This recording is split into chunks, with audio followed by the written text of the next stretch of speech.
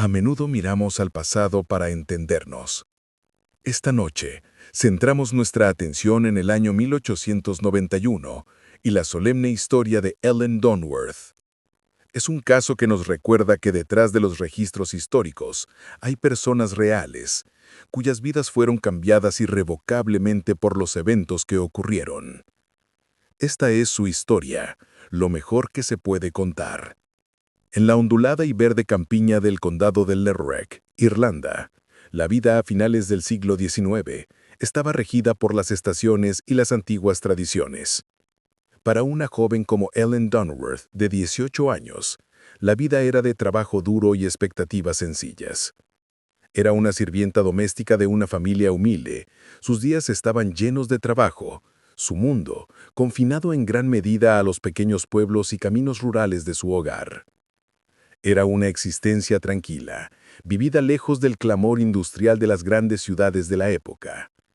Sin embargo, la tranquilidad de este paisaje pronto se vería destrozada por un acto de violencia que no solo devastaría a una comunidad, sino que también marcaría un punto de inflexión en la historia de la justicia penal. El domingo 21 de junio de 1891 comenzó como un día ordinario para Ellen. Hizo el viaje habitual al cercano pueblo comercial de Kilmallock para vender mantequilla y huevos, una tarea común para una joven en su posición. Después de realizar sus negocios, habría comprado algunas necesidades, quizás deteniéndose a hablar con amigos y vecinos. A medida que la larga tarde de verano comenzaba a caer, Ellen inició su camino a casa hacia el pueblo de Brewery. Testigos la vieron en el camino, llevando un tarro de hojalata que usaba para llevar a casa la leche de mantequilla. Estaba sola, caminando por un sendero que había recorrido innumerables veces. Los campos estaban tranquilos, el aire estaba en calma, y no había sensación de peligro inminente. Este viaje intrascendente, una parte rutinaria del ritmo de su vida, trágicamente, sería el último. Mientras el crepúsculo se posaba sobre el condado de Limerick, Ellen Dunworth desapareció de la vista.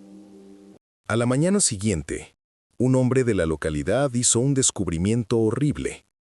En un campo cerca de un antiguo fuerte de tierra conocido localmente como el Rath, encontró el cuerpo de Ellen Dunworth. La escena contaba una historia de una lucha brutal y desesperada.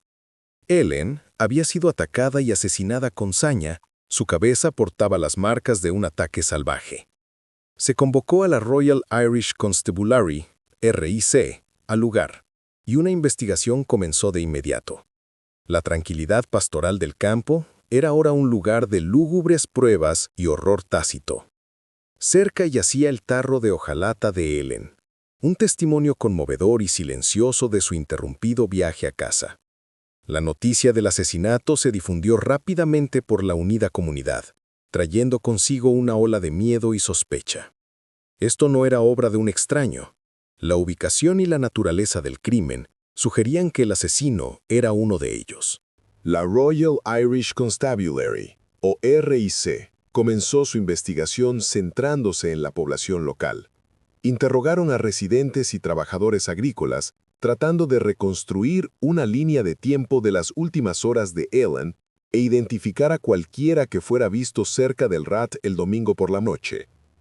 La sospecha pronto comenzó a girar en torno a un hombre, William Heffernan, un granjero de 28 años que vivía en la zona.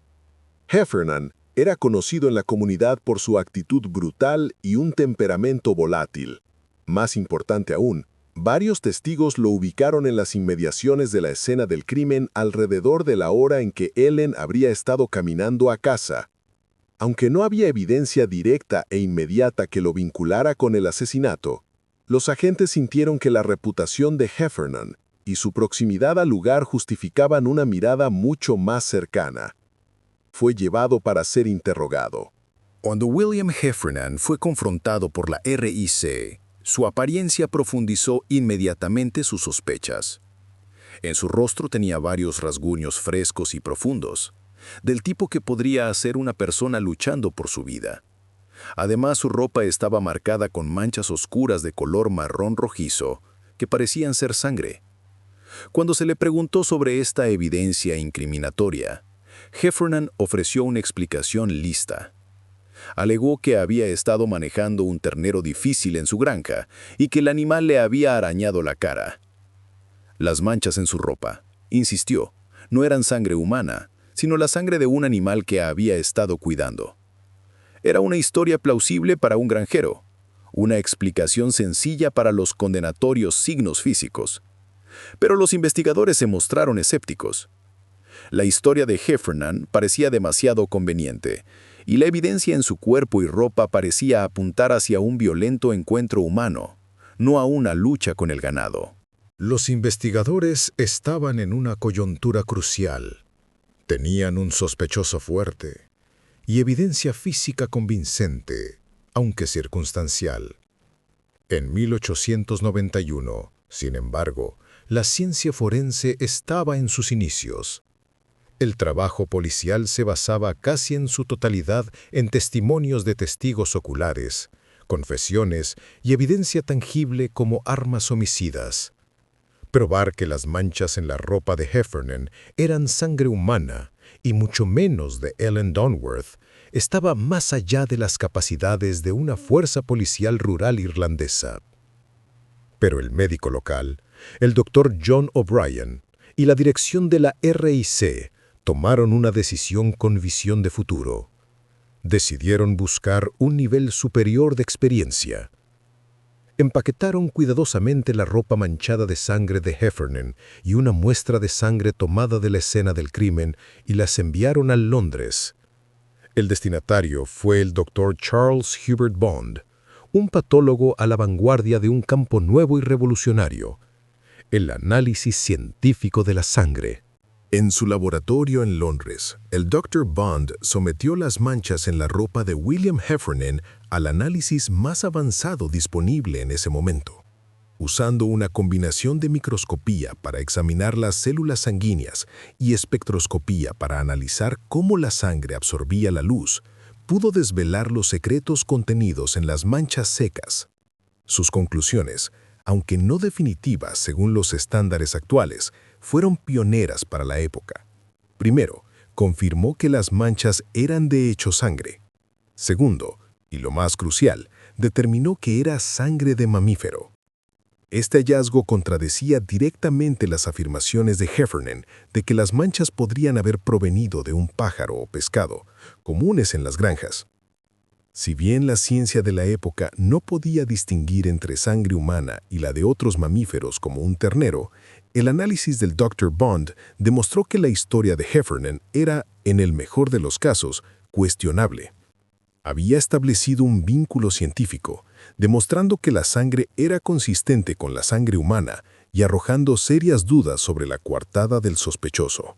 El juicio de William Heffernan por el asesinato de Ellen Donworth fue un evento histórico. La Fiscalía, representando a la corona, construyó su caso sobre una poderosa y entrelazada cadena de pruebas circunstanciales.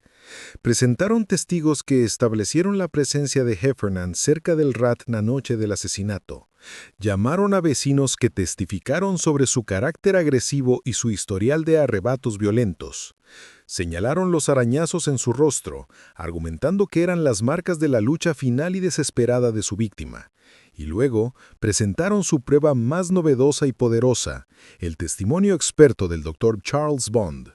La Fiscalía argumentó que este nuevo análisis científico de las manchas de sangre en la ropa de Heffernan desmanteló sistemáticamente su coarta y lo colocó en el centro del encuentro violento que terminó con la vida de Ellen Donworth. La defensa se defendió vigorosamente.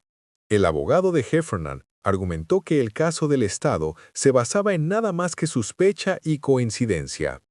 Enfatizaron que nadie había visto realmente a su cliente atacar a Ellen Donworth y que no había arma homicida. Atacaron ferozmente el testimonio científico, retratándolo como una técnica nueva y poco confiable, una forma de ciencia especulativa que no tenía lugar en un tribunal de justicia y no debería usarse para enviar a un hombre a la horca. El jurado tuvo que sopesar el poder de la evidencia circunstancial tradicional contra las afirmaciones de un campo científico nuevo y complejo. Después de deliberar, llegaron a su conclusión. Consideraron que el peso acumulativo de la evidencia, reforzado por el testimonio científico, era convincente. William Heffernan fue declarado culpable de asesinato. El juez, poniéndose la toca negra, lo sentenció a muerte por ahorcamiento. En las últimas semanas de su vida, enfrentando su propia mortalidad, se dice que la determinación de William Heffernan se rompió. Según los informes, poco antes de su ejecución, hizo una confesión completa a un sacerdote, admitiendo su culpabilidad en el asesinato de Ellen Dunworth. El 5 de enero de 1892 fue ahorcado en la cárcel de Limerick. Si bien se hizo justicia por Ellen, el verdadero legado del caso se extiende mucho más allá de ese único veredicto. Se erige como un momento crucial en la historia de la investigación forense. Fue una de las primeras veces que el análisis de sangre se utilizó con éxito en un tribunal británico o irlandés para asegurar una condena por asesinato. El trabajo del Dr. Bond y la previsión de la Royal Irish Constabulary representaron un paso crucial lejos de las incertidumbres del pasado y hacia un futuro donde la ciencia se convertiría en una de las herramientas más poderosas de las fuerzas del orden en la búsqueda de la verdad.